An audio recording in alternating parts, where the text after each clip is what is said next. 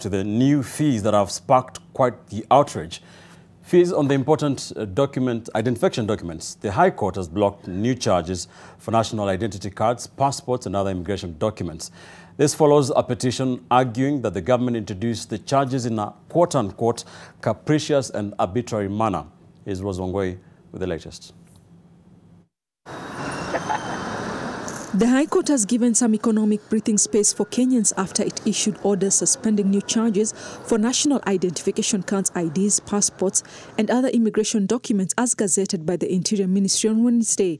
High Court Justice Lawrence Mugambi issued the order stopping the implementation of the newly revised charges following a petition by Nakuru-based surgeon Dr. Magare Gikenyi.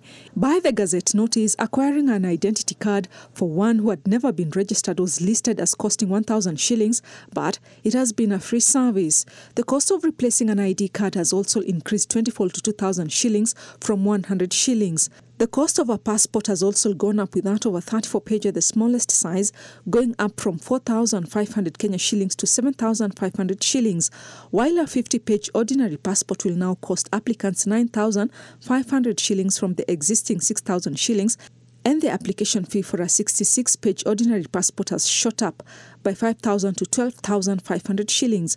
Replacing a lost passport will cost 20,000 shillings, an increase of 8,000 from the previous fee, while replacing a valid mutilated passport will also cost 20,000 shillings from 10,000.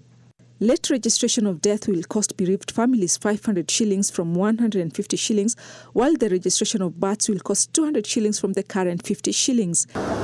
In his petition, Gikenyi argued that the new charges were out of reach of many Kenyans' pockets while urging the court to certify them as urgent. Those seeking visas, citizenship, permanent residency and work permits will also have to dig deeper into their pockets.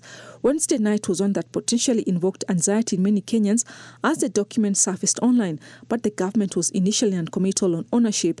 Diaspora Affairs Principal Secretary Roslyn Njogu apologized over a post she shared online with a section of the Special Gazette notice which indicated a spike in the fees for the processing of permanent residences for children of Kenyan citizens born abroad. According to the Gazette notice, the fee to process the children has increased to 1 million shillings, up from 100,000 shillings, sparking a heated conversation on various social media platforms.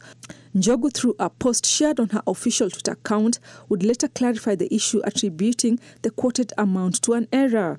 Various other senior government officials had denied ownership of the document, but it would eventually be found to be a, quote, government document but with errors that were to be corrected.